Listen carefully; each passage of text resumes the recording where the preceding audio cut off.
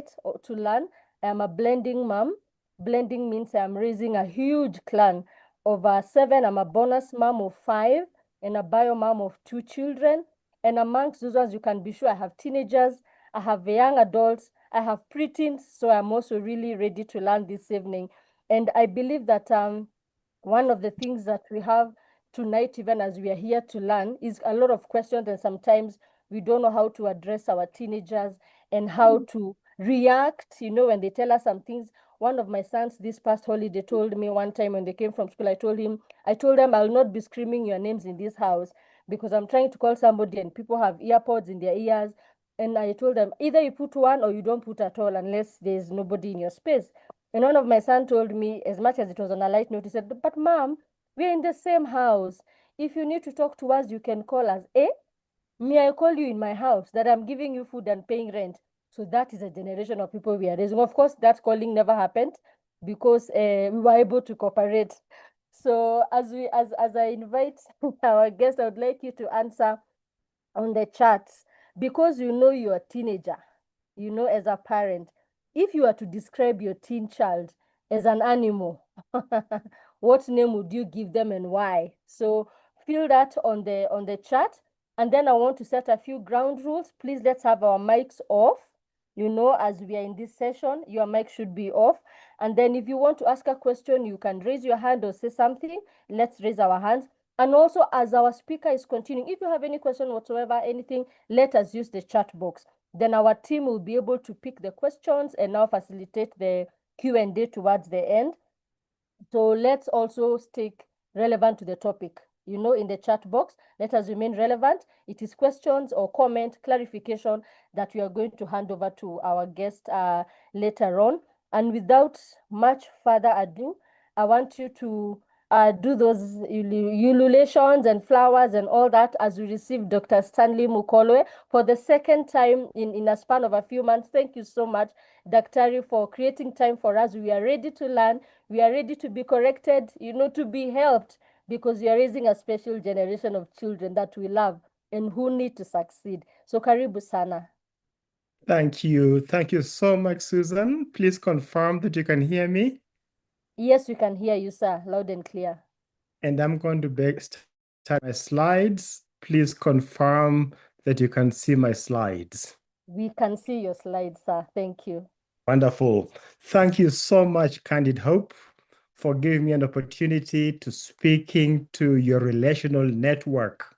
You have quite a network, and it's very easy for you to mobilize them. We have a lot of content to cover this evening.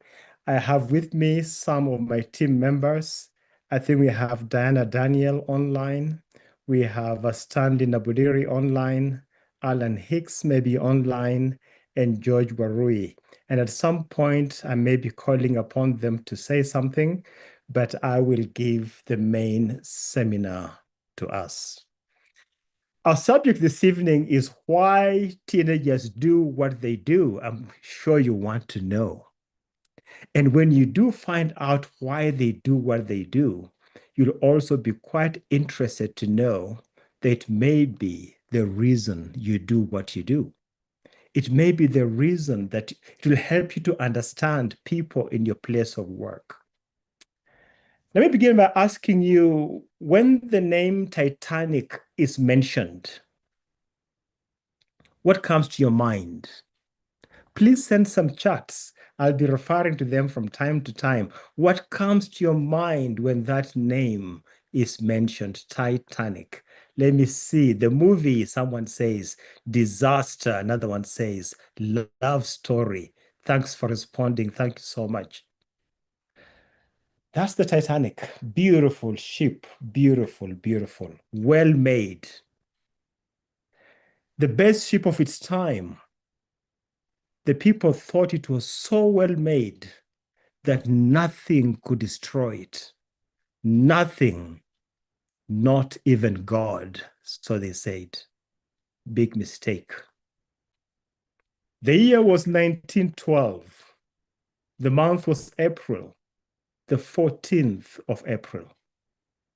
The steamship Titanic was sailing in the North Atlantic Ocean off the coast of Newfoundland.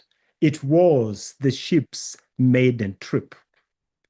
And when you've got such a gigantic, well-made ship, you do not give it to an amateur crew, do you? No, no. You give it to your best crew. And usually such a trip is pretty well priced and people pay a lot to get on there. And so it was that the Titanic was in its maiden trip. As they were sailing, small chunks of ice were noticed floating in the water near the ship. Oh, but that's not unusual. This particular crew had gone through those waters many times, and especially in the month of April. Icebergs are melting, so it's not really unusual. But for one who is keen, they may be asking, why are chunks of ice floating? What's ice supposed to do in water? It's supposed to melt. So when you see ice floating, one of two things is taking place. The ice has come from a very nearby source and hasn't had a chance to melt. Or perhaps the water is so cold that's going to take a long time for the ice to melt. Both of those reasons are reason enough for a crew to be alarmed. Oh, but when you're in the Titanic, nothing can destroy this ship. Nothing. The Titanic will take care of itself. And so the journey continued. At 11:40 p.m., there was a slight nudge on the ship. You know the kind you feel when you're driving in Nairobi and someone hits you from the back and you are jolted up? I'm sure it was worse than that. But you know, you're the Titanic. Nothing can destroy this ship. So you keep sailing. I'm sure the crew knew what could have happened, but they also knew that nothing could sink it. Friends, at 2:20 a.m. on April 15, the unsinkable ship sank. I'm going to pause for a few seconds for that to sink in. The unsinkable ship sank. They sent out SOSs. Ships from a distance got the message and they thought, oh no, by the time we get there, it'll be too late. Ships nearby did not go to rescue. A few ships went in from a distance and rescued a few people. Listen carefully. The Titanic had hit an iceberg. Ships that were less well built were able to navigate those waters and come to their rescue. What are you hearing? Of course, a lot of lives were lost. What are you hearing as you reflect on this? Here's the question. What caused the steamship Titanic to sink? Well, we obviously say it hit an iceberg, but what really caused it to sink? It wasn't the floating ice that was seen above the water by the crew. No, it wasn't that. But that did give a clue for a very observant person. If they were in the right mind, they would have had to scratch their heads and ask themselves what's going on. The Titanic was in danger the whole time. They just did not know it. Where was the danger coming in from? The first danger was hidden under the waterline, unseen to the unsuspecting person. But the second danger is more subtle. The second danger was in the hearts and the minds of the people, both the crew and the passengers. They believed a lie. They believed that this ship is unsinkable, and therefore when they saw all the dangers come their way, they did not heed to the danger. They believed a lie. And parents, this evening, as you process this topic of why teenagers do what they do, I hope we'll expose some of the floating ice, so to speak, early warning symptoms that danger is approaching. But we'll hopefully also expose some of the lies that you may have believed. Your teenager may be sinking and you may not even be aware of it. The SS Titanic parent, to borrow that term, could be seated in this meeting. And the SS Titanic teenager could also be here. They both can sink. So pay close attention to what I'll be saying after this. You see, friends, people's outward behavior reveals what's going on in their hearts. Performance and appearance are two ways of exposing what lies beneath the surface. Just like the floating ice was exposing that there's a source nearby where this ice is coming from.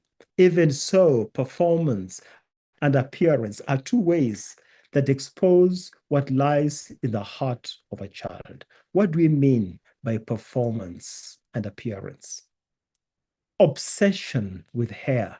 Key word is obsession. We all have hairstyles and haircuts, and some people cut all their hair. That's not obsession. But when there's an obsession with it, there's a problem. Or loss of interest in appearance, a weird haircut, intense competitiveness in sports, and they may compete and achieve what they are competing for, but they are never satisfied. A child wants to score an A in the exam, and an A is between 92 and 100%. This child scores 93%. They have their A, but they are very upset because someone else got 96. So the goal wasn't just to get an A. The goal was to be on top of the class. And their lives are frustrated. They cannot get along with anybody because they didn't get what they're going for. Those are telltale signs that something is brewing underneath. The quiet and withdrawn child, especially if they have suddenly become quiet and withdrawn, or the one who is always arguing about everything, you'd have to ask the question, what is the need behind the deed? Am I describing someone's teenager? Am I describing you in your growing up years? Hang in there. It's a lot more coming. Look at that young lady. Beautiful. But who can tell what's going on in her heart? Very hard to tell. And when these teenagers are going through issues, some of them have learned the skill of giving the parents what they want, namely grades from school. They perform extremely well in school to the point that the parent has no idea what's going on underneath. They know that's the one thing that will keep mom and dad off my case. What's visible is, as they say, the tip of the iceberg. Look at that iceberg. Beautiful, huge, but only the tip is visible for those on top of the water. So what are the real issues? What's this thing that's hidden down in the iceberg? What is it that's troubling our teenager? What is it that is causing this intense competition with no satisfaction? What's this that's making them argue all the time about everything? What is it? I'd like you to pull out a piece of paper and draw an isosceles triangle. Aha! Some are wondering, what on earth is that? Remember those math lessons you took? This is when they come in handy. It looks something like this. Susan, you have to draw an isosceles triangle. And the two opposite sides are equal. This triangle represents the iceberg. And once you draw that triangle, I'd like you to draw a waterline that leaves just a small portion of the iceberg above the waterline. And I want you to draw a second line a little below the center of the isosceles triangle, parallel to the waterline. So you end up dividing your triangle into three.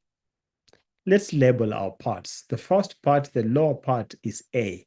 That's the biggest part of the iceberg, and it's well hidden below the water.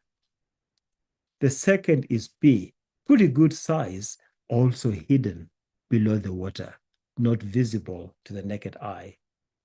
And the third one, C, that's what's above the waterline. That's what's visible. In a true iceberg, it looks a bit like this. The big chunk below that we labeled A, let's call that disappointments. I'm going to break this down slowly and make you understand why your teens do what they do. Disappointment, that's A. The middle part is also a big chunk. Call that the basic beliefs.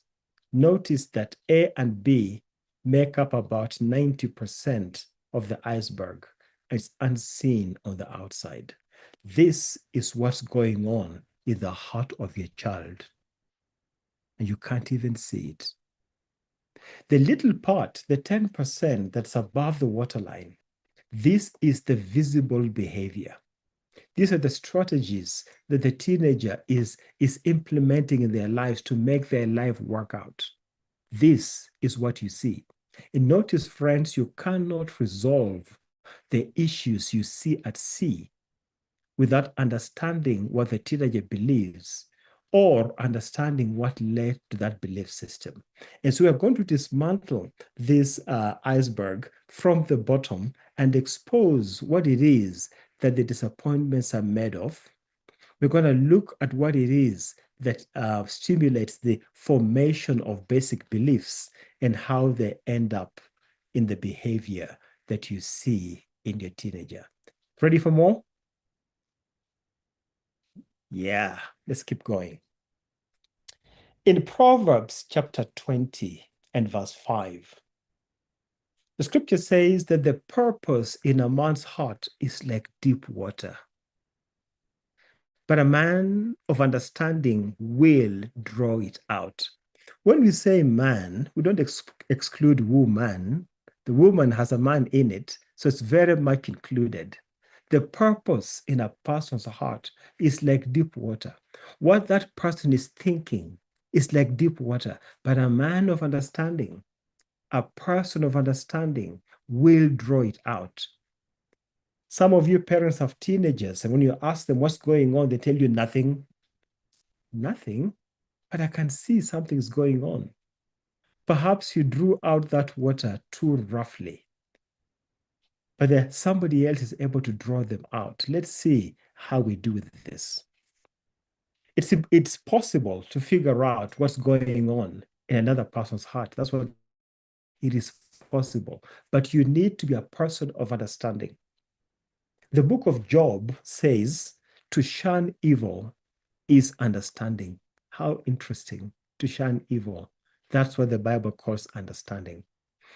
The parent of the teenager needs to be a person of understanding, trained to draw out their teen and helping the teenager to connect with their purpose, to try and understand why they do what they do. Because to be honest, the teenager may not know. It is not unusual for the parent to ask the teen, why did you do that? And the teenager to say, I don't know. And they're not lying. They don't know. Sometimes they just act impulsively, and you have to be able to fight only the battles that you can fight and let the other remain as the teenager transitions into adulthood. If you have any questions, please put them in the chats. We'll be looking at them as we go on with our session. The parent's job is to help the teenager, as I said earlier, to connect their purpose with their behavior. When they say they don't know, if you're a person of understanding who has received some training, and we do give a lot of this training at Raising Future Parents, we can coach you to draw out your teenager. Every session that you have with your teen should not be a conflict resolving situation. You can have some fun with your teens. You can draw them out. You can listen to them without always passing judgment. Wouldn't you like to do that? I know you would. Adams Clark, in his commentary on Proverbs 20, verse 5, says, men of the deepest and most comprehensive minds are rarely apt, when unsolicited, to join in any discourse in which they might appear even to the greatest advantage. But a man of understanding will elicit this. How? By questions framed for the purpose. And thus they'll be able to pump up the salubrious, that means salubrious waters from the deep capacious wells, the healthy waters from the deep wells. They'll be able to do that. And that's what we train you to do when working with your teenagers. So let's go back to our triangle and let's zero in on part one, the A part, the disappointment. This is the core of the emotional iceberg of the young adult as well as the teenager. Proverbs 20, verse 6 in the Message translation says, lots of people claim to be loyal and loving, but where on earth can you find one? Couples who are dating make huge promises to one another, and it doesn't take long before they break those promises. Both parents and teenagers are longing for unfailing love, but neither one of them really gets it. Even the best parents cannot meet a teenager's deep needs for unfailing love, significance, and security. It doesn't take long for the we'll be talking. Emily, kindly mute. In a moment, we'll be talking about unfailing love, significance, and security.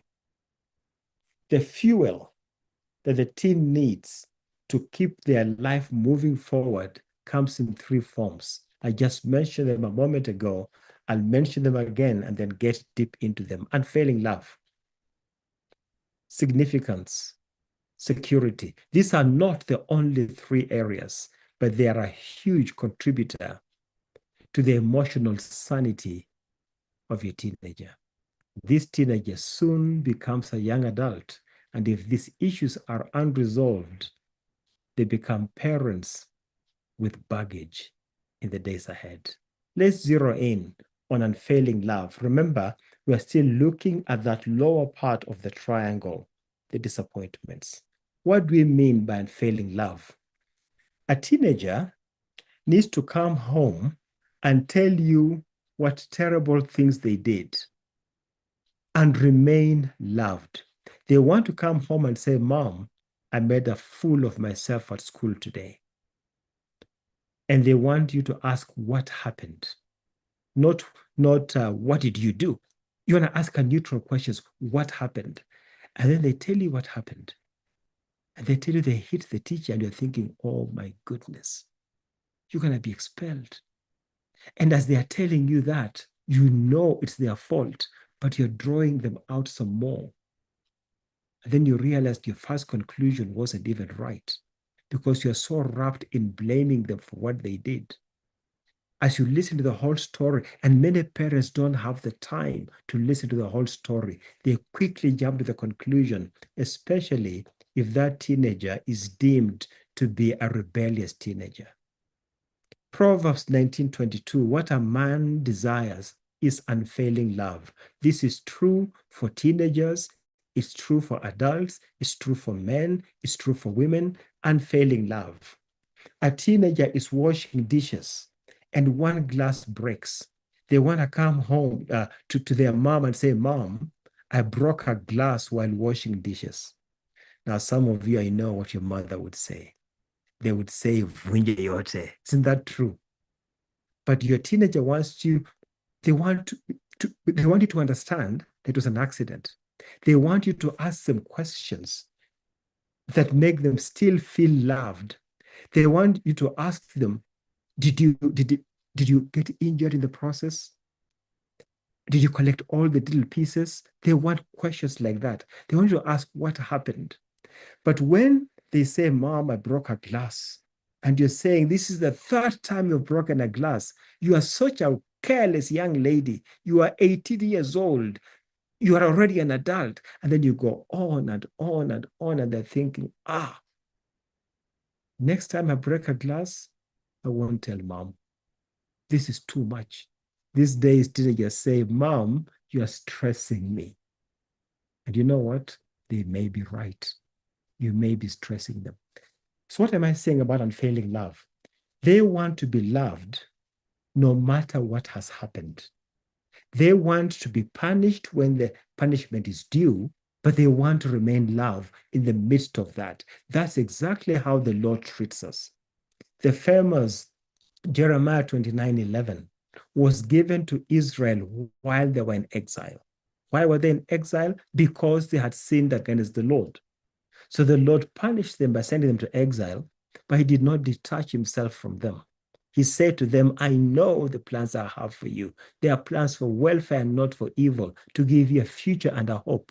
Your teenager needs to know that they are loved no matter what. Mom is upset with me, but she still loves me. Dad is angry with me, but he still loves me. Unfailing love. Both parents and teenagers are looking for it. Few people ever find it.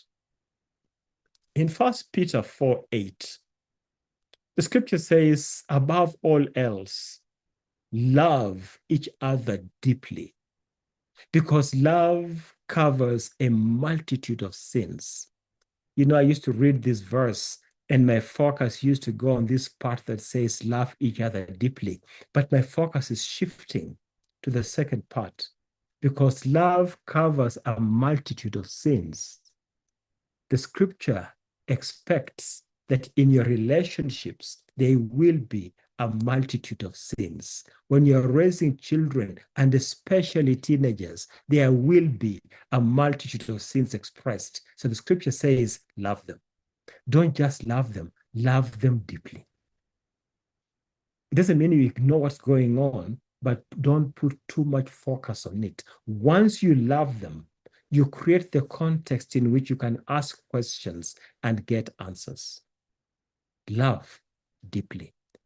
But some of you struggled to be loved deeply when you're growing up. So your capacity to love deeply has been diminished over time. You need to recharge, my friend. You need to recharge. Who do you have in your relational network that can be part of your recharging system? One of the things that we do at Raising Future Parents, we try and put people in small groups. So you come to class, a class called Courageous Parenting that deals with parents of teenagers. And my friend George Warui and I teach that class. George and his wife Ursula teach that class. I only step in from time to time. And what I'm giving you today is one of the lessons from that particular class. When you come to class, you get a whole 12 lessons that would really enrich you. You spend time with your own peers who are going through a similar stage of life. And you begin to fuel each other as peer parents with good fuel. You enrich each other in your relationships and get the support that you need to be able to help your teenagers. Second area is the area of significance. Let me remind you, we are looking at the iceberg. We are looking at the bottom part of the iceberg, that part called disappointment. And we have seen that one of the things that disappoints a child is when they are looking for unfailing love and they don't receive it. They receive rebukes all the time. They get very disappointed. The second area is significance. We all want to feel that what we do is important to other people. I happen to have a very bad handwriting. And let me ask you, Susan. Susan, if you could unmute, we can have a conversation. And if I was if I gave you 20 pages of my bad handwriting and ask you, Susan, could you type this for me? I will pay you. Susan, how much would you charge me to do that? I would make sure I charge as expensive to cover for the frustration. All right, all right. Give me a figure. 20 pages. Yes. Don't know, maybe around 10,000. Oh, you're expensive. Anyway, I'll pay you. I'll pay you. Okay, I'll pay you. And so Susan takes up this work of mine that is really bad shape and she types it out.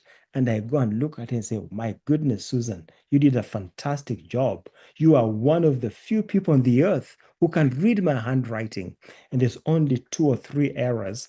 And I show them to you and you correct them gladly and you print it out and you give it to me and I pay you and all is good. Except that I turn around, I shred that work, Susan, the work that you typed. I go to your computer and delete it. And I say, Susan, could you retype that work for me? I will pay you. Will you do it? I think I would feel used. I don't think I would want to do it But again. Susan, I'll pay you. Yeah, you'd feel used. You wouldn't want to do it. But Susan, whose work did I shred? Mine or yours? Yours that I did. Yours that I did. That's the point I'm making, Susan. Even though it's my work, you put your efforts in it. And if I shred it, you feel completely dishonored. But if I did not shred it, and a day later I came up with a new piece of work and said, Susan, could you type this for me? I'll pay you the same rate as yesterday. I bet you'd do it. But if I Gladly. gladly, did you hear that? Gladly. So retyping is not the issue. The bad handwriting is not the issue. It is my attitude towards the work that you have done. That's the issue. You feel like I've despised you by despising your work. Now let's come to the home front. I know you have moms and dads here who are very fastidious about the way their tea is made. Haha. You have to have the ginger, fresh ginger boil for a certain amount of time. The ginger has to be actually carefully measured out. And then after it's boiled for a certain amount of time, then you have to add the tea leaves to it. And some of you want the milk boiled on the side and added to the tea, not in the pot, not in the sufuria, but in the pot on the side. You have your own unique way, and you are convinced it's the only way to make a unique tea. How many of you have got that kind of fussy way of getting your tea done? I'm sure there's a number. I can see the charts coming up. Now, you've taught your daughter, your son, these are lawyers who have so much detail for tea. You gave up. Somebody gave up in making tea. Now, listen to me carefully. And so you teach your daughter, you teach your son how to make the tea the exact way you like it. And so your daughter begins to make tea. You say, Susan, can you make you some tea? Yes, mom, I'll make you some tea. And she makes it following the way that you taught her. In fact, she was so good at it that she took instructions and wrote them down. Oh, but mom is hovering over Susan. Susan, ebu ongeza maziwa kidogo. Susan, ongeza tea leaves. And then she looks, mom, I have followed the instructions that you gave me. What is this thing of ongeza all the time? What is it? Mom, let me make the tea for you. You have taught me and I have learned. Let me do it. When you keep on correcting someone as they are working, they give up. The next time that they ask you to make tea, Mom, you go sit over there. I'll bring you the cup of tea. Or, Mom, why don't you make it yourself since you will not let me make it? Am I describing someone you know? Let's look at this chart there. My daughter decided to cook it for her own way. Now I see why. Yes, Jessica. Now you see why. In your mind, you are training her to become an expert at making tea. In her mind, you are so critical of her making tea that she just gave up. Okay? And so you want to be sure that when you have taught the child, you let the child do it. Don't hover around them. Lack of significance is a reason why many marriages and other relationships struggle. When you feel like you don't matter anymore, when you feel like you're always being criticized, you switch off emotionally. Marriages don't break in one day. People switch off emotionally and linger there for a season, and then one day they decide it's time to go. There are people who live in their homes as if they're in an intense competition and they want to win all the time. And some of them win not by what they are doing, but by belittling the other person. Others are waiting to see failure in their spouse, in their colleague, in their children, so they can prove that they are superior. Be very careful. If you're criticizing your children and comparing them with one another, and always pulling down one and promoting the other because the one you're pulling down was named after your mother-in-law. Aha. And the one you're promoting was named after your mother. The kids know it. Don't do that. Don't do that. They feel very insignificant and they are very, very disappointed. The third area, again, we're still talking about the disappointment. The third area is security. And I could give you many examples in this particular area. Security. Your son is 12. Your son has had bladder issue controls for a long time. It's not his desire, but he's still wetting his bed. And you're a very involved dad. You wake up in the middle of the night and take him to the bathroom every night. So he knows that you know that he wets his bed.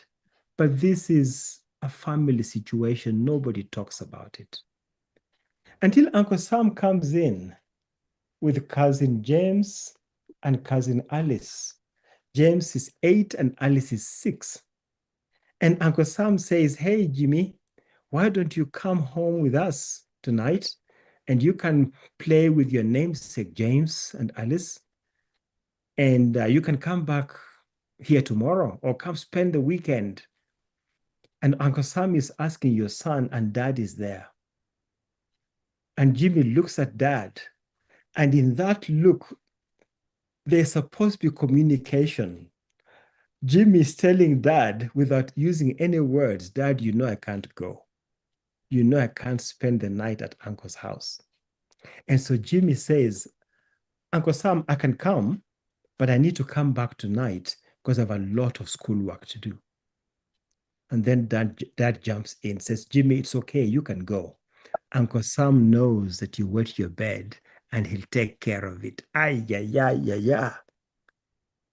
As far as Jim is concerned, the whole world knows that he wets his bed.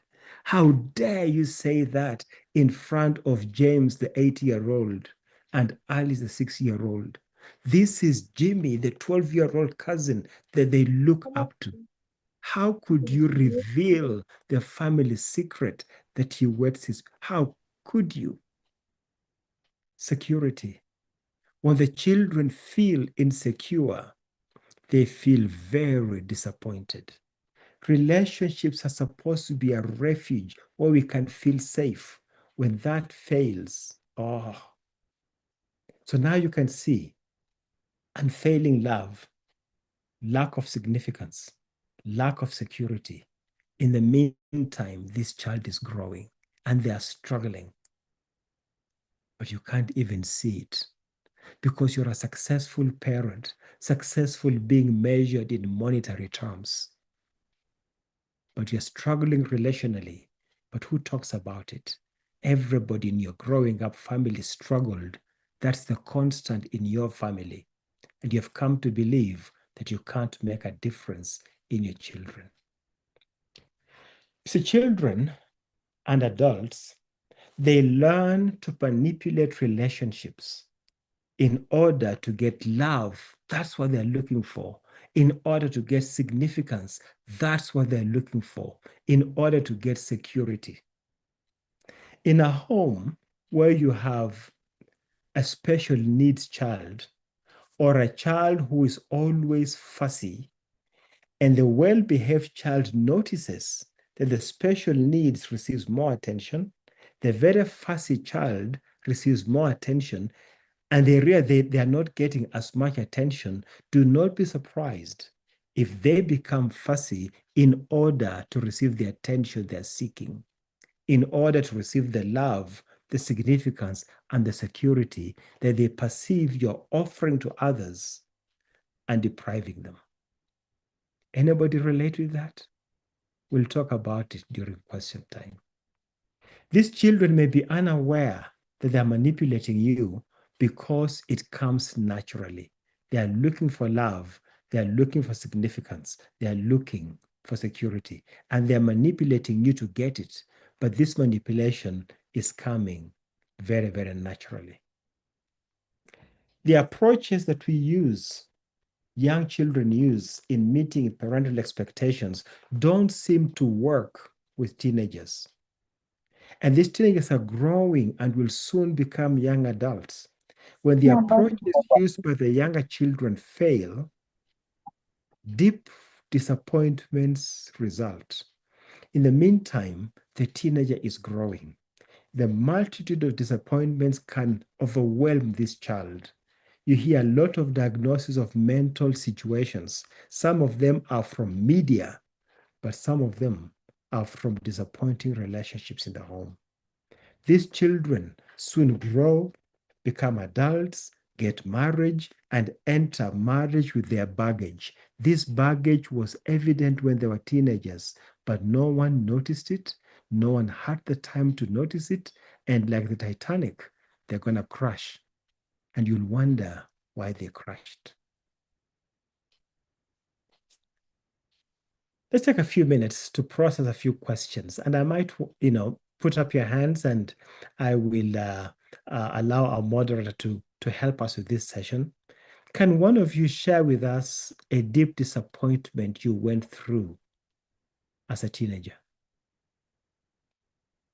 The question is, was it resolved? How is it affecting your view of life today? I'll give you a live example of what happened not too long ago. A child had a top mark, really, really top mark, and they applied to go to a top school for which they were supposed to get in with their mark. But when they went in, they were told, Mzee, weka Yesu kando, put Jesus aside and dip in your pocket if you want this child to enter this school. Oh, so it isn't about qualifications anymore. A child like that who misses the school of their choice when they were best qualified will go through life very disappointed. Can anybody share with us a disappointment? Put up your hand. We have time for one or two. Susan, you can help us coordinate this kindly.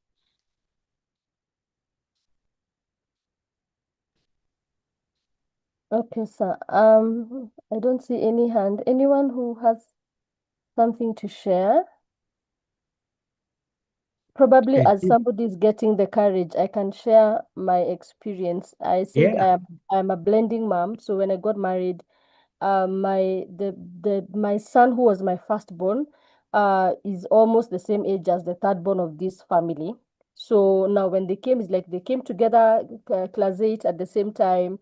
And so when they did their exams, I felt like we failed them. Now that the realization came later, because of course I saw somebody talking about comparison, and sometimes it comes even with parents. So my bio son, I can't remember what he scored. It was almost 400, 390 something. Then my bonus son had 350 something. But my husband was insisting these children should go to the same school. So my bio son felt so disappointed, and it really affected him. We were catching up with him in Form 2 because he started getting affected psychologically. Like, I really worked hard, then you can't just lump me up with my brother just because you want us to go to the same school. And it became like a ripple effect. So Yeah. that was the disappointment. Was it resolved way later after it had started affecting him? And of course, it also brings a strain, like in the marriage when I'm trying to bring it up. It's a very delicate place because I don't seem like I'm favoring my son, yet I can see how it's affecting him. But now later, now they're in Form 4. it has finally been resolved. Each of them is in their own schools and doing life. But yes, it was a disappointment that he carried almost a year and a half, into high school. Thanks, Susan. Thanks for sharing that. Thanks for sharing that. Any other parent? I can George? try gather some courage to share. Veronica, welcome. Thank you. So my mom got our firstborn brother, I think when she was 16. She must have been 16 by my math. So I had when I turned 16, I think that's when sorry. Okay, sorry. That's when I got my menses. I was a late bloomer, and I had very, very bad cramps. And I think my mom could not understand what was happening to me. And to her, because of the pain I was in, I think she thought I was pregnant. Oh dear. And she said things, and she came and pressed my stomach, and I'm like, what are you doing? Like, I have been in boarding school. I have been in this pain. Like, I was already starting to get used to the pain in a way. I didn't know that I had a condition. But the condition was discovered now when I joined university, and it had become so bad. I used to have to be admitted like every month, 3 days a month. You're in hospital, drip and the likes. But to my so because of her, I don't know, maybe it's the fear of what happened to her happening to me. It wasn't addressed, and I was so disappointed, because I was like, surely, like, I didn't have to suffer all that long with this condition. I almost missed some KCSE exams because of the pain that I used to go through. So that was a very disappointing, and I think it really affected our relationship, because I was like, Yani, all you're thinking about me is that. I hadn't even thought about boyfriends or anything like that. And Veronica, how that, did it well, affect your relationship? sorry, In what way did it in what way did this affect your relationship with your mom? I wanted to be away from home all the time. So I Okay. would go to my All right. aunties when I closed school. I'd go to relatives' homes when I closed school. And then after Form 4, I wanted to just be away. I was away. When I joined the university, I was just happy. And after that, marriage. Yeah. Okay. Do you think it has affected your marriage in any way? We don't need to know details, but is there any way that situation, observing your mom like that, has affected the way you relate to your husband and children? I think fear, because I'm a mother of girls. Yes. Fear, like you're like praying and interceding that they will make the right choices, Yes. and that I don't fail them that way, but that they Yes. also don't end up making the wrong choices. Yeah. Yes. Mm. Thank you so much. Thank you so much. George, I'll call upon you at another stage. Let me cover some ground, then we'll pause again. But did you just see what happened there when Veronica shared? Because of what her mom did, not understanding the pain she was going through, falsely concluding that she was pregnant, and even trying to feel her stomach.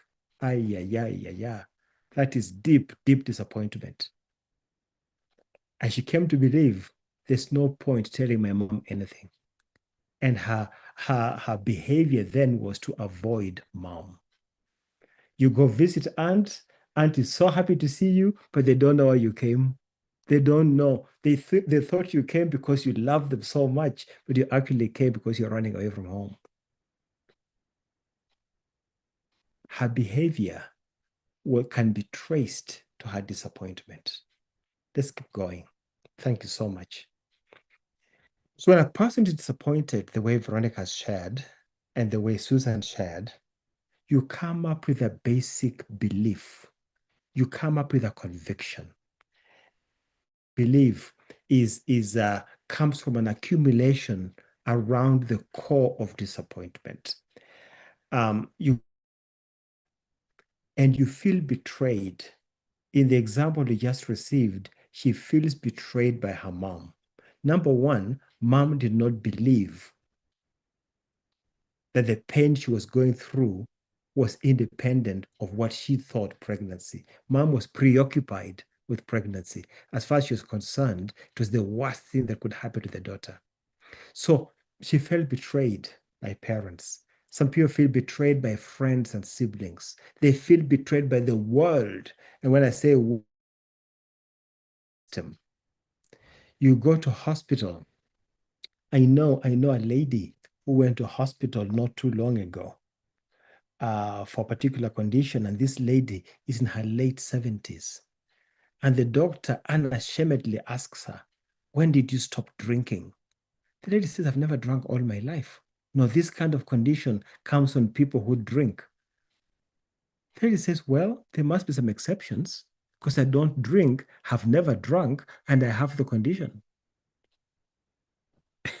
You are betrayed by the world. You hope to get help from hospital. You went to a good hospital, but you met an angry doctor. You feel betrayed even by God. In Veronica's case, you could have asked the question, "God, where were you when my mother was humiliating me?" And you develop an anger and a resentment towards parents and friends and siblings, towards the world system, towards teachers, toward even God. But because you dare not say that you are disappointed with God, if all is well, but deep inside, trust Him.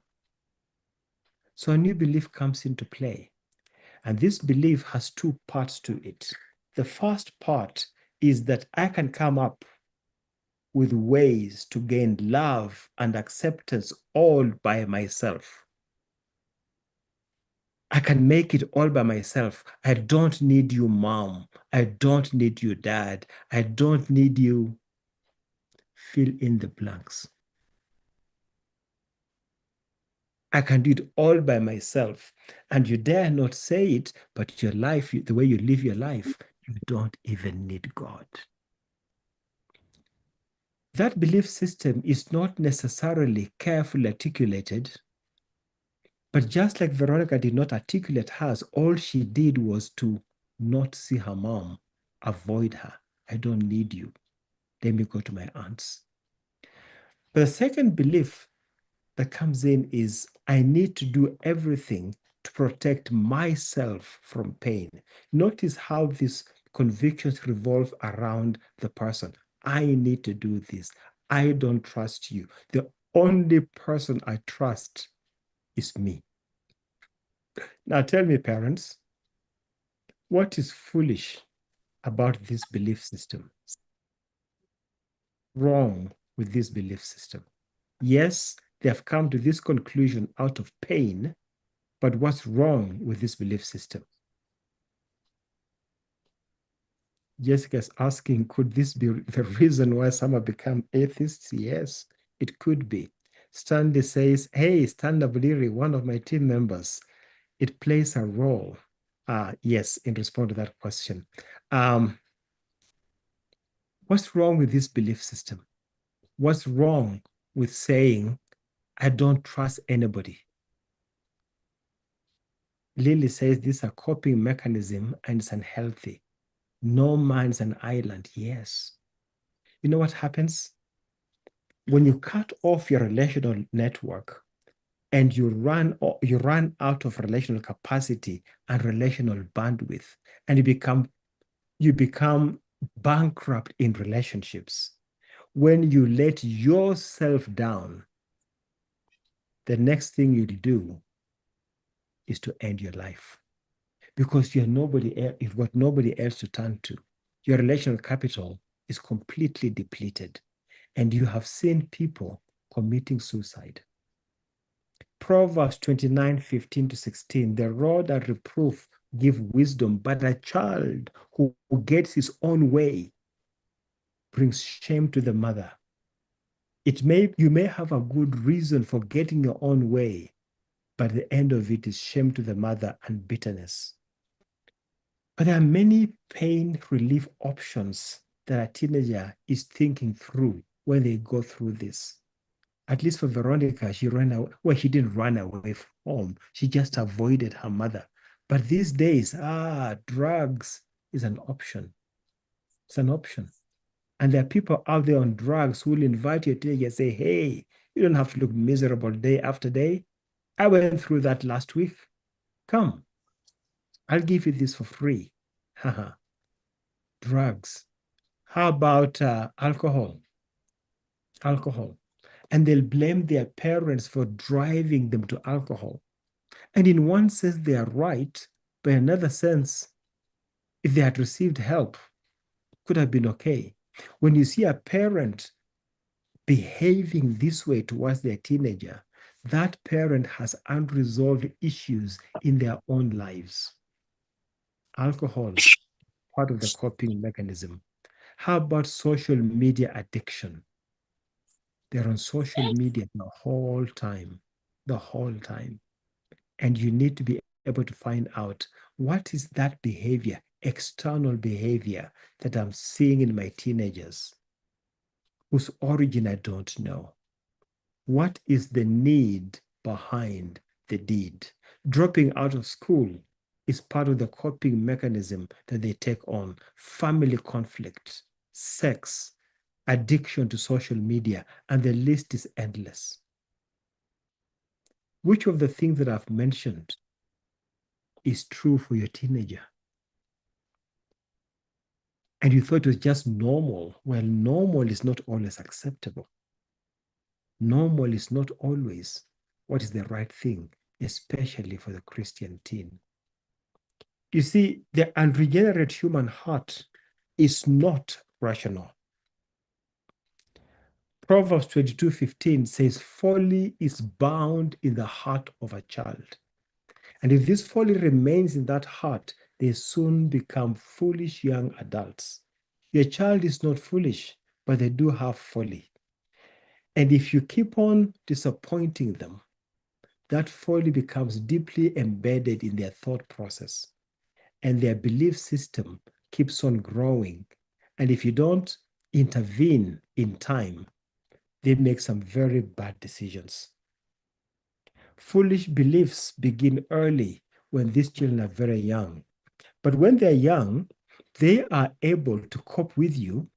They are able to, you're able to convince them that you have good intentions, and they will accept it. When they become adolescents, they're so used to your disappointments, they don't believe you anymore. They may not tell you on your face, but they don't believe it anymore. And this is the stage of life where their thinking is shifting from concrete to formal. When a child is young, what you see is what you get. They believe what you tell them.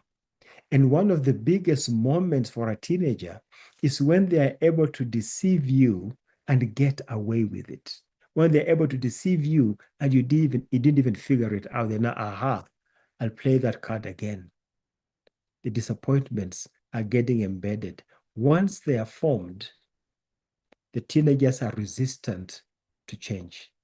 And when disappointments are left exposed, when they are left unresolved, the teenager feels justified in their action. And they go on and have very dysfunctional relationships. Now, I need to look at this very carefully because it may describe the home in which you grew up, or it may describe your current home. When a home is based on truth, and by truth, I mean the truth of God's word. You know, the scripture says, sanctify them in the truth. Thy word is truth.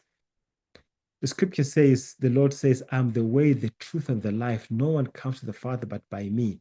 When a home is based on truth, people honor one another. A child comes home and shares their disappointment. They get a hug and you talk about it. You don't like what happened, but you honor one another. The outcome is that there is peace in that home. Everything is not going well, but there is peace. There are things to be resolved, but the relationships are healthy, creating an atmosphere where things can be resolved. But when a home is dysfunctional, instead of truth, you have lies. A child has to tell lies in order to get by with the parents. Instead of honor, there's shame. Parents will always shame their children. Instead of peace, there is pain. Veronica was in pain. Pain from the pain in her body and pain because the mother did not believe her. When there is in a functional home, there is healthy behavior. In a dysfunctional home, there's destructive behavior. Now, I want you to look at these two illustrations and judge for yourself. Is your home functional? In other words, is there truth? Do you speak truth to one another? Do you honor one another? Or are you the kind of parent who says, me, I'll tell you the truth and get it off my chest? And you say it in such a way that there is no peace that results from that. So there can be truth without peace because the relationships are not honorable. What kind of home do you have? Or do you have the dysfunctional home where there are a lot of lies, a lot of shame, a lot of pain, and people are colliding all the time? Teenager upon teenager, parents with teenagers, parents with each other, a completely dysfunctional home. Or yes, doing well financially, driving nice cars, but relationally bankrupt. I'm going to leave that there for a few seconds. What is going through your mind?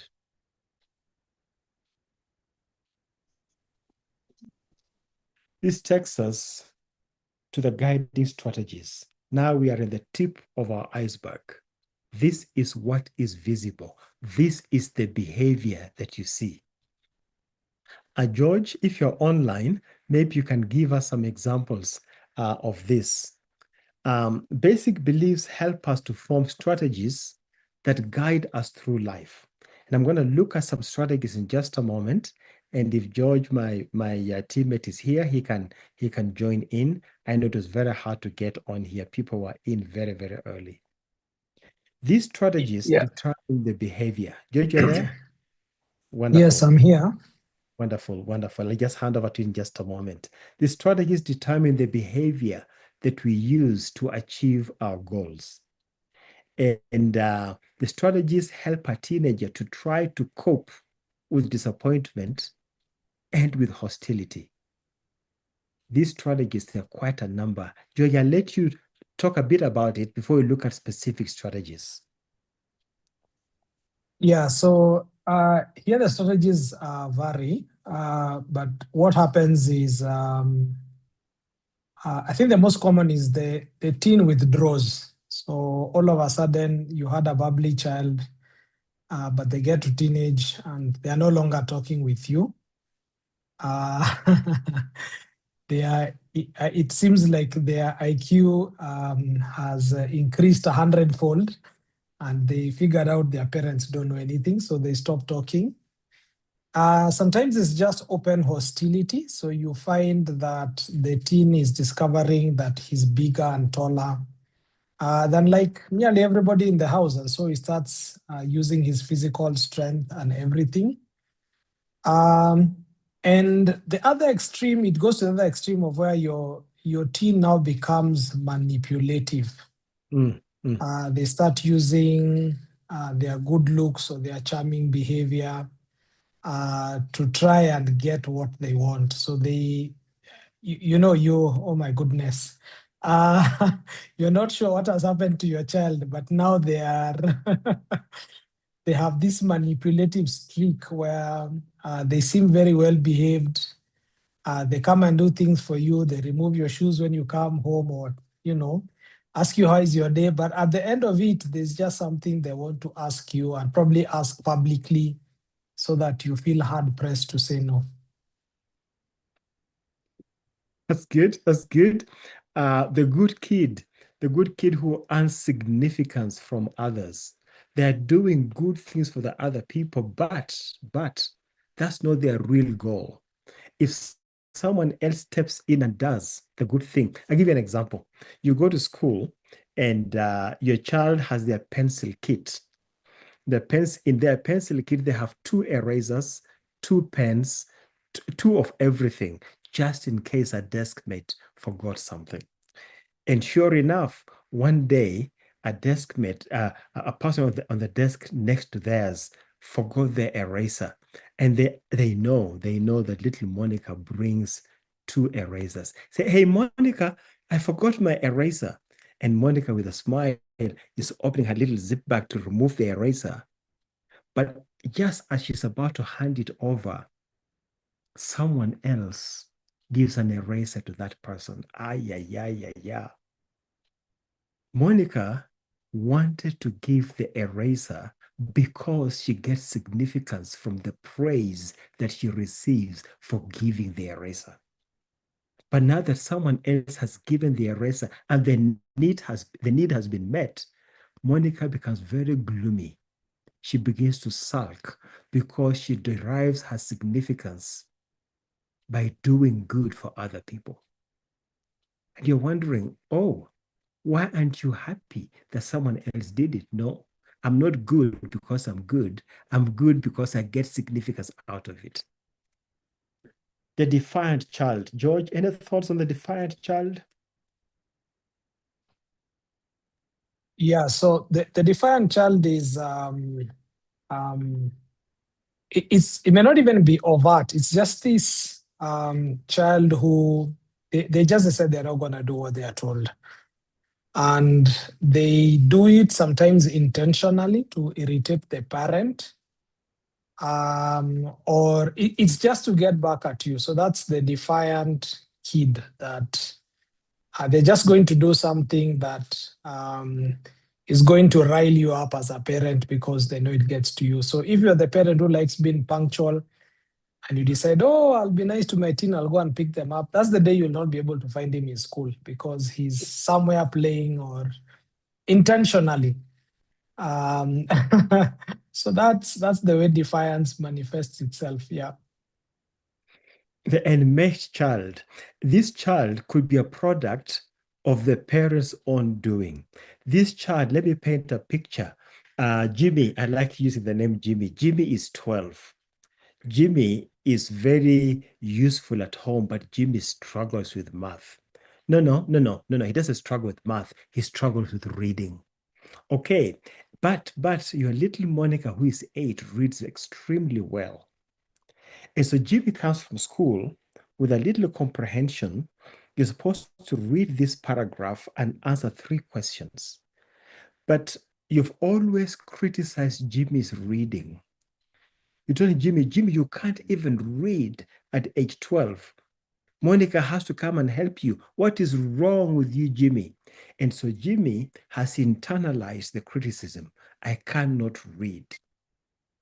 And so they begin to look at this comprehension and they turn to Mom, the answer to these questions is not in this comprehension. Jimmy, what do you mean? Have you read it? Yeah, Mom, it's not there. Let me have a look at it.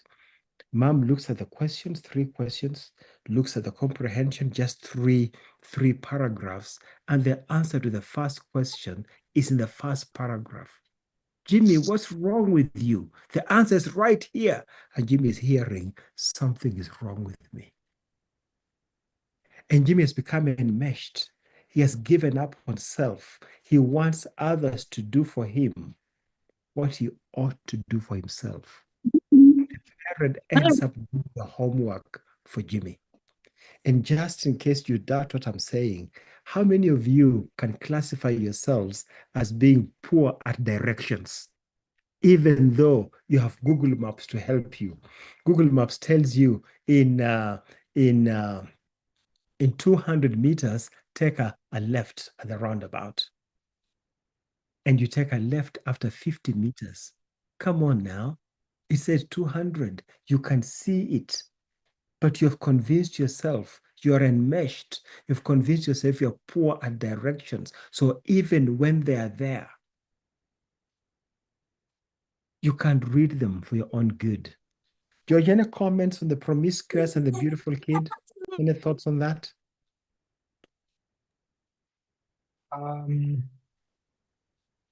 Yeah, so yeah, the thing is, these things happen more often than most parents are willing to admit. But these are some of the strategies that teens and preteens use to cope. Yeah, the promiscuous one may be indeed promiscuous, or they may fake it. Let me paint a picture here. The kids have finished class 8 and they're going to Form 1. Now, you have to pardon me. I'm not very familiar with the junior high and other things that are going on right now. And all their friends are going to boarding school. And you want yours in a day school. And they're thinking, what can I do to make my parents take me to boarding school? So your girl begins to hang out with the neighbor boys. They just hang out. And if you're like Veronica's mom, you begin to think, oh my goodness, my child is gonna get in trouble. They are not promiscuous, but they want to paint that picture for you. What's their goal? That you will send them to boarding school just like the others. They think boarding school is fun. So they may be promiscuous indeed, or pretend to be promiscuous. A beautiful kid who uses beauty and strength to gain approval. And some of you are thinking, and what is wrong with that? Aha. You're getting approval using beauty, but deep inside, you're doing it because you are disappointed. So you over-beautify yourself to get approval, but deep inside, you are unable to perform when you're given the responsibility. Question for you, what strategies did you use as a teenager to make life work for you? And are you still using them? Let me hear somebody share. What strategies did you use? Life was hard, I know. And Veronica shared hers. She used to avoid mom and go to aunt's place. How about the rest of you? Bernadette, what's going through your mind?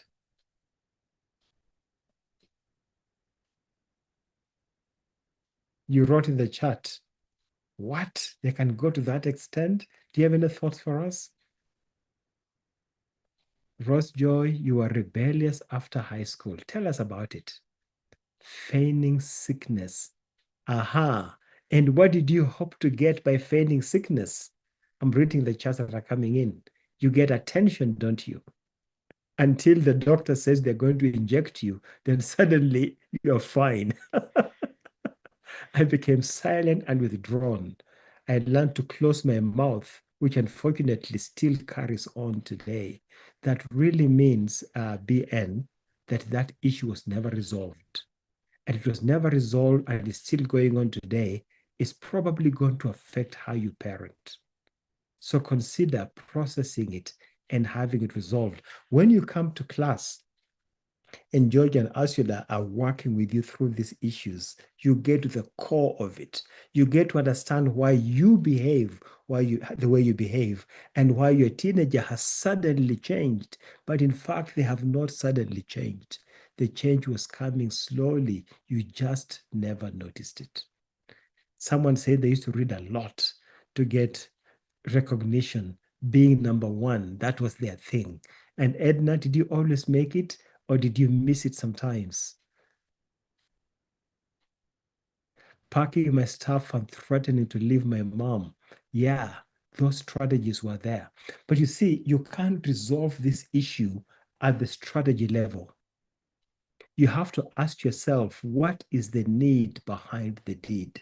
What has this teenager believed that has led to this behavior? What's the disappointment that feeds into that belief system? You sort of have to be a type of detective to be able to find this out. In class, we teach you how to do that.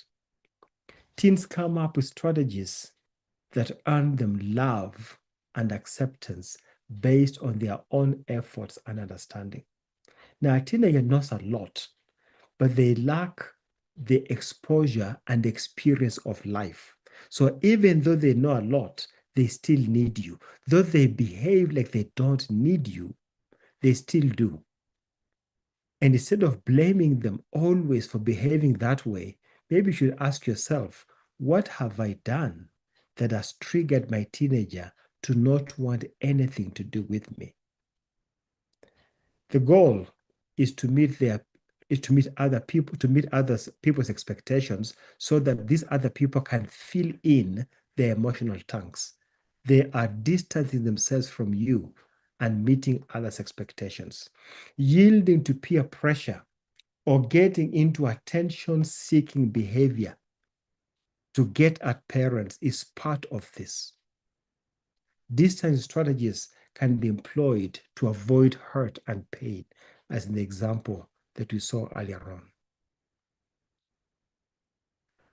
Broken families, multiple small disappointments, the belief that efforts make no difference, therefore they give up on trying. Your actions are purposeful. They are designed to achieve love.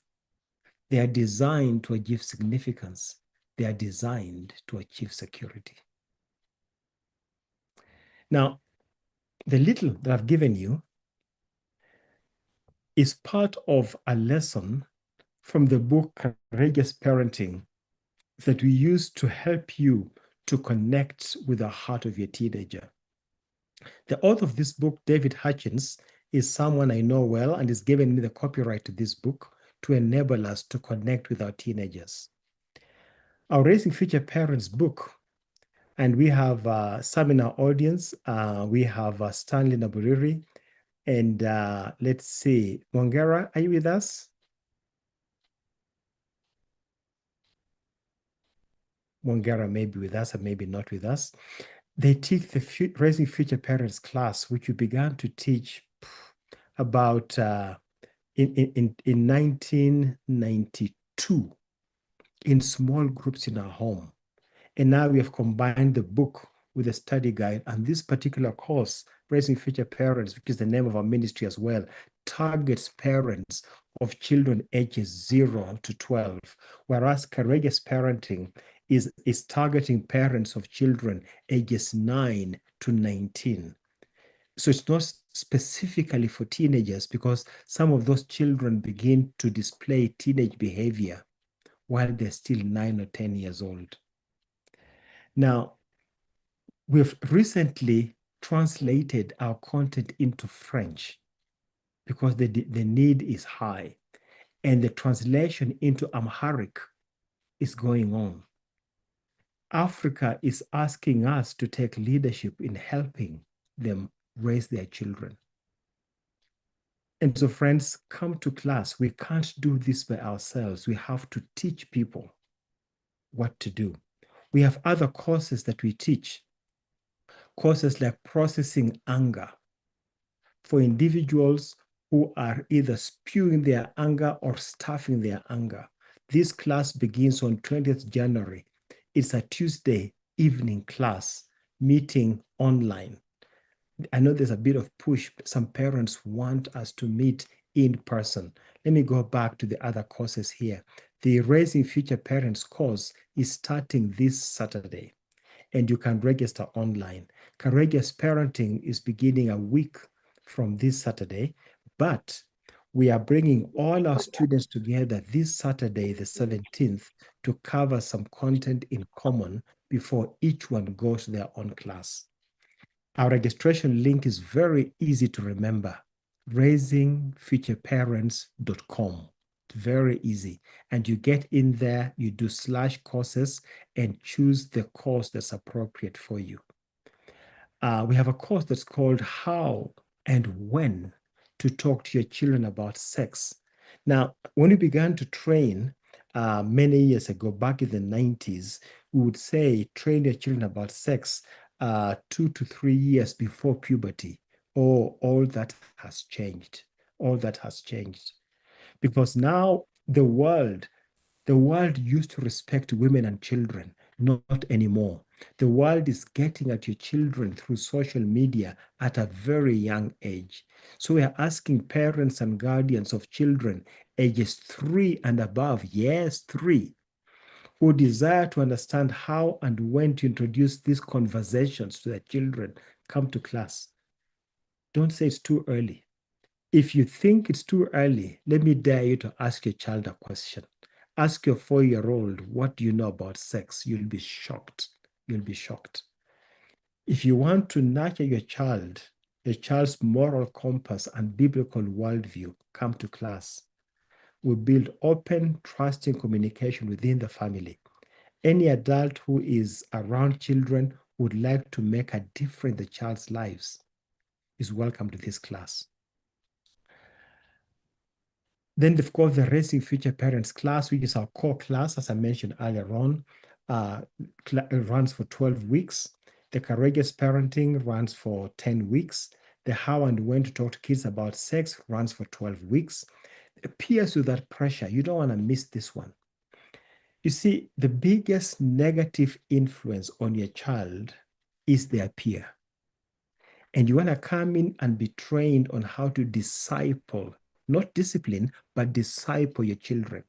I know that church is doing it, but church is overwhelmed.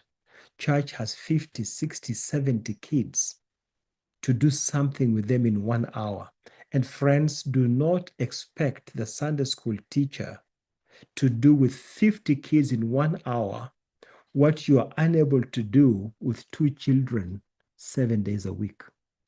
Come to class, we'll teach you what to do, how to disciple your own children, and how to draw in their relational network into the discipleship process so that your children and you become gospel carriers. Let me pause there for some questions or comments. Alan, are you in class? If you're there, I'll give you a moment. And Stanley and any of our other trainers, if you're there, you have a moment, you've got a comment, I'm going to let you make your comment. I think they were unable to get in because of the room being full, but you have an amazing team of trainers. I'm here. Trainers. Hey, Stan, you want to say hello to Candid Hope? Good evening. Hello, people. How are you? Good evening. Happy New Year. I hope it's not late to say that. Yeah, just to an encouragement. If you look at Deuteronomy 6, where it talks about the commandments of the Lord shall be on your hearts. Verse 7 says, impress them on your children. You know, how to teach them when you're sleeping, when you're walking, and everything. And the same is applicable if you don't apply it. There's an opposite. And we all say, asiyefunzwa na mamaye atafunzwa na ulimwengu. So if you don't impress them on your child, the world will impress on them, and you'll not like what you'll get. Thank you, Daktari. Thanks. And in our courses, we don't just tell you what to do, we also tell you how to do it. The how to is so critical. Many of us know what, but we don't know how. We take time. We give you material to read before you come to class. Then we teach you in class. Then we have small group discussions. And then we encourage you to stay in small groups beyond class. So really you have to learn unless you choose not to. We want you to grasp what you need to raise children in this dark generation. George, any parting shot before we take more questions?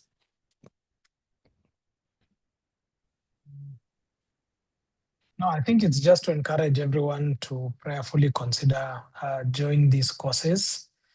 As Dr. has said, they are very pragmatic. Whatever you learn on this class, you can apply that same day that same day you've attended class. So they are very, it's not just theory, very practical in the way they are done. Thank you, George. Karugari, you have your hand up. Yes, thank you so much. This was awesome, as usual. So my question is, I see you have a class on, is it anger management or anger something? Something to do with anger. Yes. Is it here? Yes. Right there. So, Processing anger. yeah, processing anger. So, who is the target audience? It's What I anybody. mean, Go ahead, Karugari. Finish your question. because I was, if you deal with either a spouse, a parent, a child who has anger management issues, are you a candidate for such a thing? Will it help you at all? Yes, it will. But let me also add to that. Not many people who have anger challenges acknowledge that they have them. Some people just say, that's how I am. Others say, even my father is the same way. You know, it is the log that they have grown up with, and they're unable to see it. They're seeing through it. So if you know you have anger management issues, definitely come. If you have a spouse who has got anger management issues, please come, because it will help you understand them. If you have a child with anger management issues, please come, because they see, when you are seeing the spewing of anger or the stuffing of anger, that's the tip of the iceberg.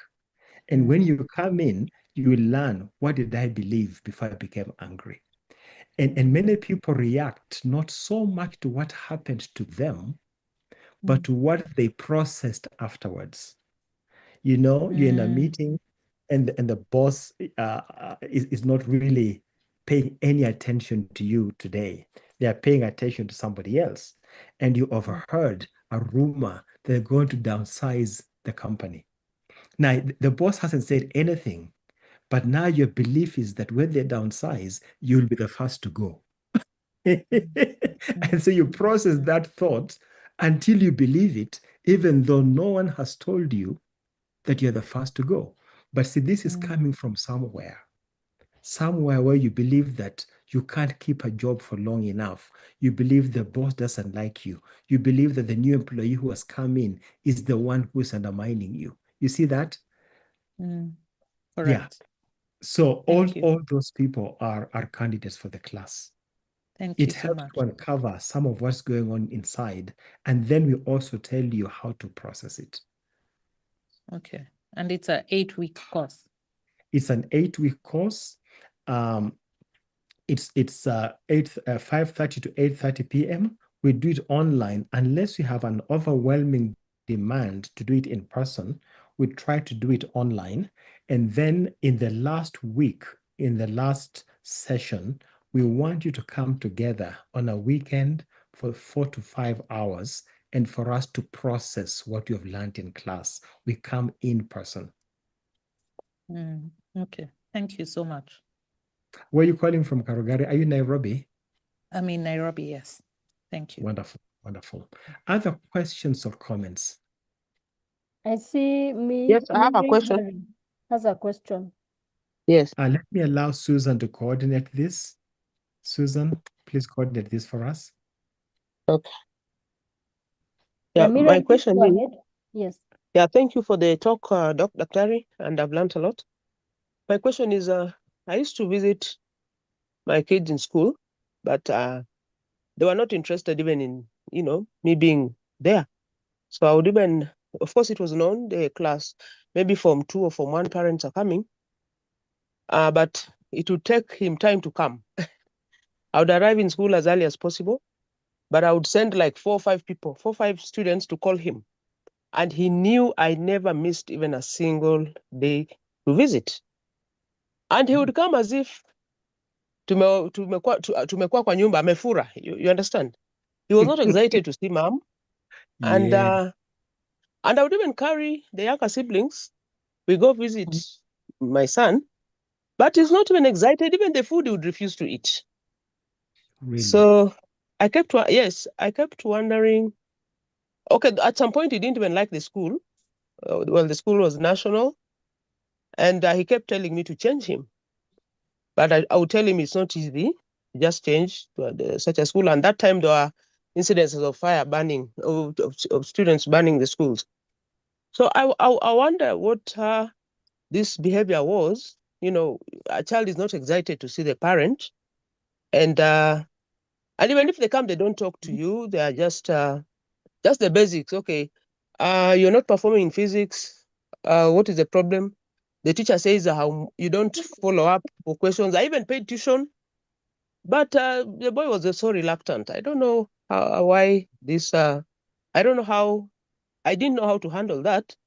But I would not force. Even if he got a D in physics, I would not force him, because I was saying like, this is kind of rebellious, because he told me, remove me from this school. I'm happy to be in a day school, even near home. And that was one of the most adored national schools in the country. So he said, no, take me to this nearby school. So, but Miriam, am I hearing yourself? The school is the most adored nationally. That yes. is the picture that the school has presented, but your child is an insider in that school, and the child is telling you, Mom, it is not what you think. But Mom is preoccupied with it's the best school. And maybe it was the best school 10 years ago. Again, I may be completely off, Miriam, so correct me if I'm off. But you see, your belief system is that that's the best school. You've done everything possible to take the child there. The child's experience is that, what is this all about? This school is not as great as I thought. And the child is saying, take me out of here. On that one point alone, you are in disagreement with your child. That one point alone. And the child is struggling in the school, and you are more disappointed because it's a top school. You're thinking, if my child can't perform here, how will taking them out resolve the situation? But the child is thinking, I never wanted to be here in the first place. Are you hearing me out, Miriam? Yes, I am. Thank you. Yes. Let me give you a scenario that really happened. We had a child who was a top scorer in class 8, to the point that this child was index number 1. But this child was a little bit bigger than the other classmates, but very bright. And then in the last semester, of course, they were index 1 after the mock exams. In the last semester, he was being bullied by other children. And this child went to the teachers and said, I'm being bullied. Guess what the teachers did? They laughed. They say, how can you be bullied with your size? They did not take him seriously. This child, there are 2 girls who are friends with this child, and a rumor started to go around that because those girls were thought to be lesbians, that this boy must be gay. That's why they're getting around. Now imagine this is happening among peers who are 14 years old. So then the child performed very poorly in the exam. And the parent brought the child to me saying, can you help me? And I say, I don't normally talk with children. I prefer to talk with parents. But the parent was so desperate. So it's the child who was telling me this story. And so I asked the child, did you talk to your mother about this problem? The child says, Mother, no way. I wouldn't talk to her. Why not? Because she'll come to school and quarrel everybody. Oh, did you talk to your dad? No. Why? Dad is never there. So you can see this child is caught between the rock and a very hard place. They are bright, but they are being bullied. There are rumors circulating that are untrue, and they cannot get help from the adults. When the exam came, the child still passed, but they did not do as well as they wanted and could not get the school they'd wanted to go. Are you getting the picture here, Miriam? Now, so when they came to me, I thought, what do I do with this child? And so the Lord gave me wisdom. So I asked the child, what games do you like? Do you like football? He said, yeah, I like football. And what's the best team that he mentioned the team? And what's the best player? He mentioned the player. Then I asked him, has there ever been a time when the player is injured? He said, yeah. What happens when a player plays when they're injured or they don't play a good game? Does that make them a horrible player? No. They just don't play well because they're injured. That's right. But they're a good player, right? Right. You are index number 1, aren't you? Yeah. You are a good student, aren't you? Yeah. But the exam came when you are injured. The results on your exam do not reflect your true performance. You took the exam before you healed. You are not a bad student. He began to turn around. His countenance began to change. And then I asked him, what is the top school, the school that had the top student in Form 4 this year? And it happened to be some unknown school in Nyanza. I said, how come you know that school? Oh, because it was the top. And it came in the newspaper, said, that's exactly right. Now I want you to go to the school where you are chosen and go make that school famous, because you are a top student. No matter where they take you, you will remain a top student. He stood up suddenly and walked out. Told Mom, we can go home. Say, what happened? Let's go buy a uniform and go to the school where I was called. Just a little conversation, and I was able to draw him out by God's grace. The child was able to see, I'm not the problem. I was in trouble with no one to help me. I am still a top student. I can make any school famous by my performance. Process those thoughts, Miriam, and those others who are listening. Draw out your children and see what God will do for you. Back to you, Susan. Thank you, sir. I'm seeing we have quite a number of questions. I hope we can tackle a few before our time is up. Allow me to ask some that are on the YouTube platform, so that, because I think I saw several of them, they came in very early, and somebody was asking, do you have some practical examples you can share of showing unfailing love to teenagers without being the yes kind of parent? Oh, the very one I gave you earlier on in class, the one who breaks the glass. Now remember, no matter how much you scream, the glass will not become unbroken. Remember that. Remember that you want to resolve the issue, but retain the relationship. And so when they come and say, Mom, I broke the glass, what's your first reaction? Oh, I'm so sorry. What happened? Because you really want to know. I don't know, Mom. It just slipped out of my fingers and fell. Okay, they have told you the truth. Okay, make sure you collect all the pieces so that nobody gets hurt. You see, you don't have to say yes to everything, but you don't have to confront your child for everything either. Are you getting me? If you keep telling the child, oh, you're so clumsy, and you keep on repeating these words to them, that is what the child will internalize. You will incapacitate your child. You'll put a glass ceiling. I'm not saying that you say yes to everything. No. We do discipline when there are issues, but you don't have to break the relationship in order to discipline. George, do you have any more examples? Or Stanley, anybody? Yeah. I think the comment I wanted to make is, and you hit the nail right on the head, is that it doesn't matter what your teen does. They want to know that the relationship is still there.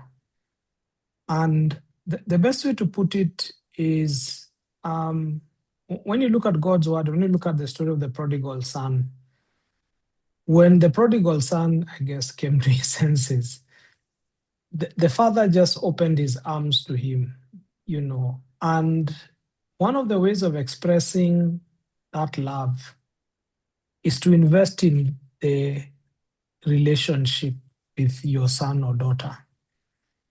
And that takes learning. It takes learning to hug your son or daughter and tell them, I know you're feeling upset about this D+ you got in physics or maths, but I want to tell you that no matter what, you're still my son or my daughter, and I love you, and I will help you walk through this journey of improving your grades, because teenagehood is a very scary place for teens. They have not been teens before. You've not been the parent of a teen before, or maybe this is your second or third time, depending on the number of children you have. And that assurance opens the door where they know there is a heart they can run to amidst all the confusing and conflicting signals that they're having. So one of the things that we do in class is teach parents how to talk to their teens, quality time with their teens. It's not discipline time. It's not quarreling time. It's not, why is your hair so long? Why don't you shower time? It's, what do you enjoy? What games do you like? It's getting to know the heart of your teen.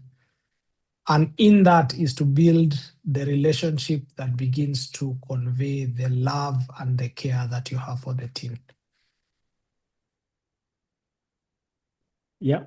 Okay. Thank you, George. Back to you, Susan. Thank you so much. Please, I want to request to be allowed to do Zoom, raising hand, and YouTube, so that at least we handle a few questions. So there's somebody who had asked, this one is very recent.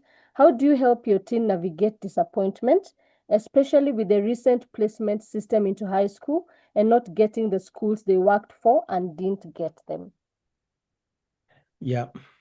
The example I just gave you of how we helped that young man could be very helpful. Also, your teen is just a few years away from being an adult. Let it sink in their hearts that adults who are not regenerate are corrupt.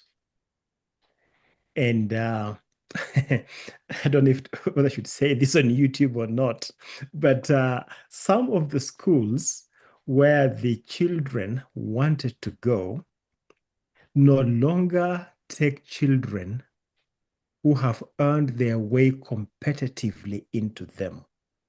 Some of those schools have children of very senior people in the country who are brought in because of their positions. And when those children misbehave, they cannot be suspended because of their parents. And so your child is probably being saved from a very awkward situation without even realizing it. It used to be, and I'm not mentioning any name of any school, that those top schools were for top students. Now it's no longer top students who are going there, but students whose parents can afford to bribe their way or hold a position.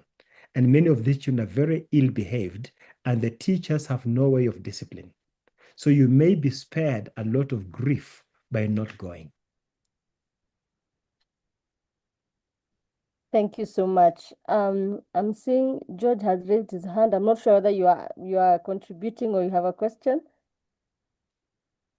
Yeah, I just wanted to make a comment that one on the school is something that we had to deal with.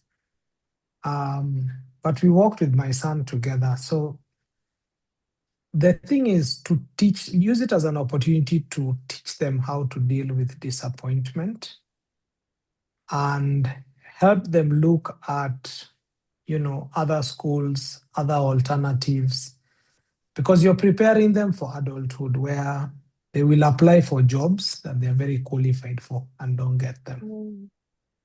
They will have a good voice in the choir and approach somebody in the church and say, let's go for a date, and they will be told no. So it's a good opportunity to train them about how do you deal with disappointment? How do you move on?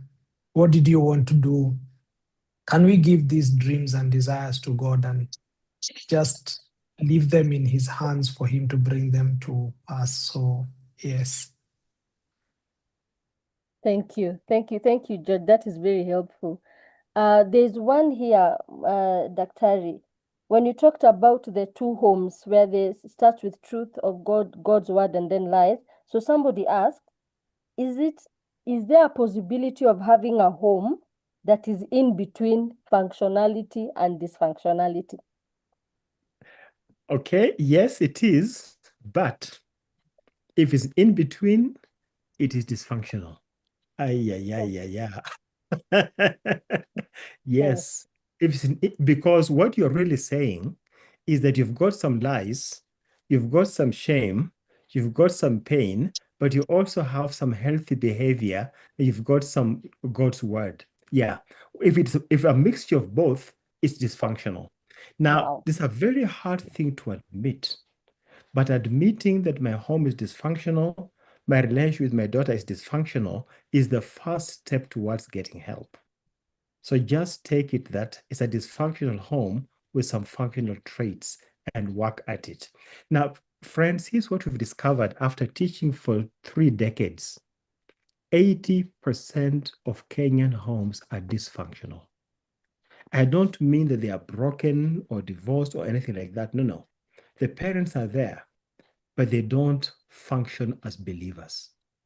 And when a Christian marriage is not working, either one or both partners are not walking with God. They may be involved in church activity, they may be worshiping and all of that, but they're not living in obedience. I dare you to challenge that. I dare you. Just look at the dysfunctional homes that you know and ask yourself, between me and you, husband and wife talking, which of us is not working with God? And put a finger on it.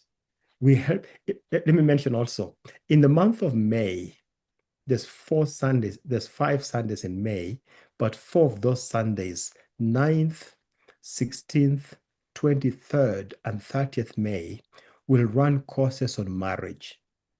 Now, this particular one will be on our website in a few days. We run courses on marriage, building and rebuilding your marriage, where we go into depth into this kind of situation. We'll be demystifying the thing that you're told in premarital counseling, that the issues with your marriage are finances, sex, in-laws. We'll demystify that. We'll tell you what the real issues are. So that's in the month of May, 4 consecutive weeks, and they are full days, 7 a.m. to 4:30 p.m. Lovely time. We're going to have a lovely time together. Back to you, Susan. Oh, thank you. Well, I hope we have time for like 2 more questions. Techno BG7, kindly, your hand has been raised. Please answer, ask your question. Techno BG7, I'm sorry, that's what I can see.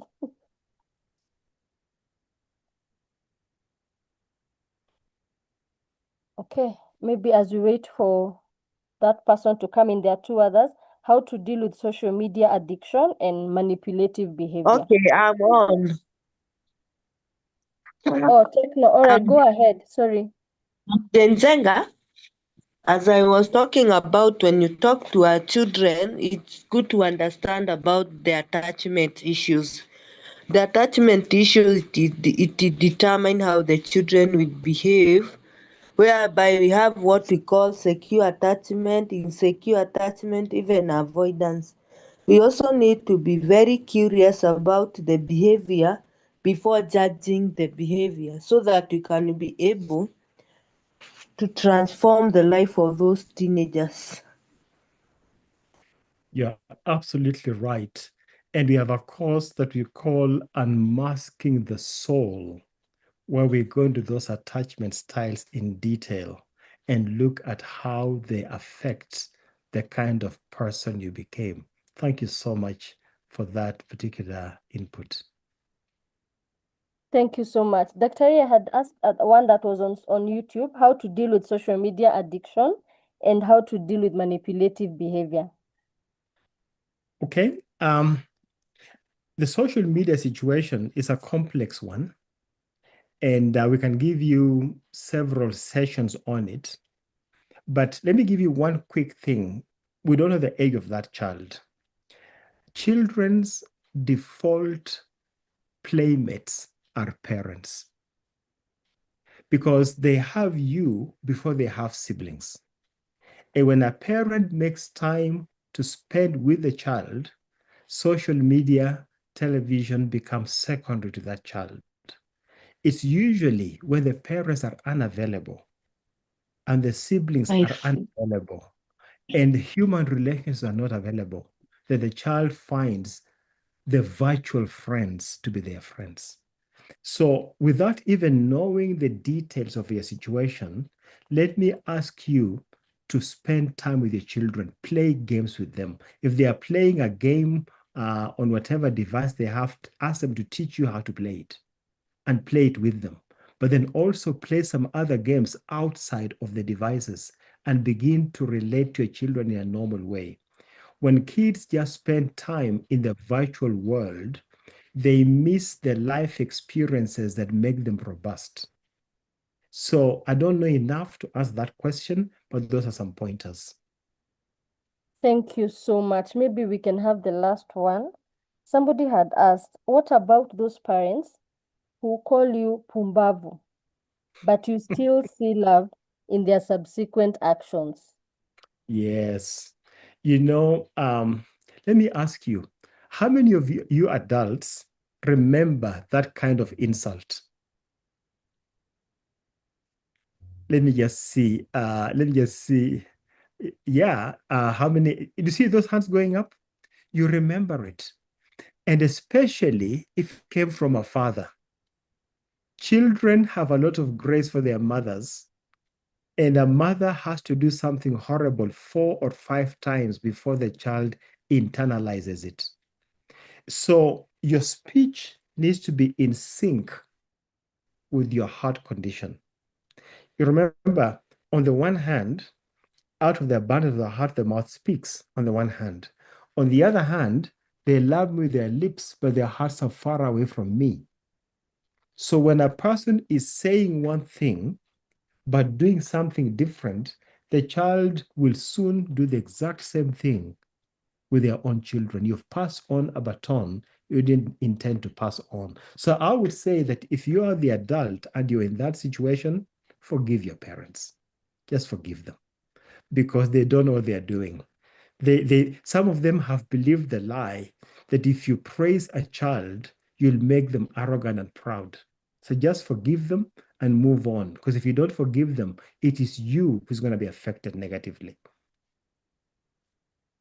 Thank you. Thank you so much.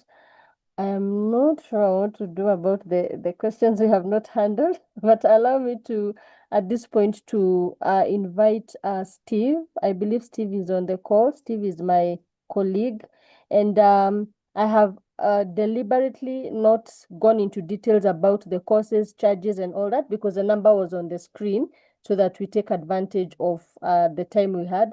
So I believe the number is still there, and I'm seeing D is also answering on the chat. Kindly, maybe we can have so that anybody who has a question on the course charges, duration, and all that, screenshot that screen, and then let's ask the questions. Reach out to Dr. Stanley and the team for an amazing, amazing time. Thank you so much. Allow me to invite Steve at this point to close and give a vote of thanks. Steve. Thank you so much. Maybe let me give it back to Dr. Confirm that you can hear me. Yes, I can.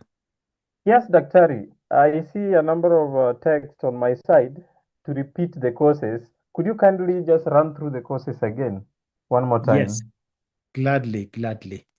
The first course is called Raising Future Parents, and it's the same name for the course as for the ministry.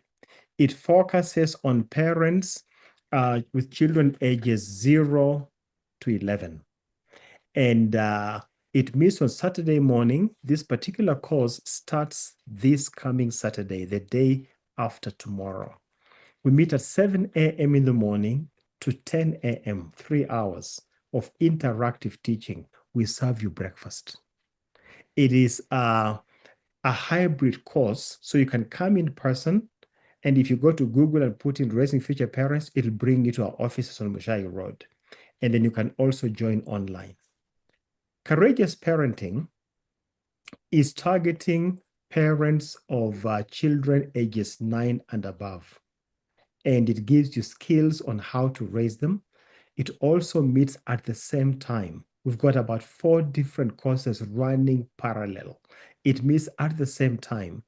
Now, all our courses begin on the 17th with one common lesson, and then they go into different classes to do their own specific courses. So if you're going to remember a date, remember 17th January. The Hawks class, Hawks stands for How and When Kids Sex. How and when to talk to kids about sex. Again, 17th January, that is the day after tomorrow. Come to class, we give you an overview of everything and give you some really solid content. And the week after, we go into the details of the Hawks class. 7 a.m. to 9 a.m. in person and hybrid, parents of kids ages 3 and above. PS without pressure, a class for parents who want to disciple their children. Now, we want parents of kids ages 6 and above. Why 6? Because at age 6, children know how to read. And we want you to have them read the raw word of God. We are not satisfied with the devotionals. We are not satisfied with kids' Bible stories. We want them to get to the Bible. And it's amazing how we train you to have meaningful time in the Word, and how children can begin to trust God and see a difference in their lives. So these 4 courses listed here all begin on the 17th and will run parallel to each other. Then we have the course on, that we showed earlier on, the course on processing anger. Again, come in on the 17th for the general course, but your specific course will begin on the 20th. This one meets Tuesday evenings only. It is 8 weeks long, and we'll be able to connect with you online, process anger with you, and then the last session is an in-person session where we meet for several hours. If you go to our website, raisingfutureparents.com/courses, you'll see all these courses. Now, the first 4 courses, you can only take 1 course at a time because they are running parallel. Fortunately, we have these courses offered again beginning the month of August. So you can register in one this season and then another one in August. The charges are 12,000 shillings per person or 23,000 per couple. Now, I know it's more money than many Kenyans have, but in fact, it doesn't meet our needs because we give you breakfast for 12 weeks, we give you materials, and we give you a certificate at the point of commissioning. So there'll be no additional charges. And so pay a deposit and come to class and pay as you go. If you can pay the entire amount immediately, do that. Don't let the money keep you away. Come to class, let's learn together.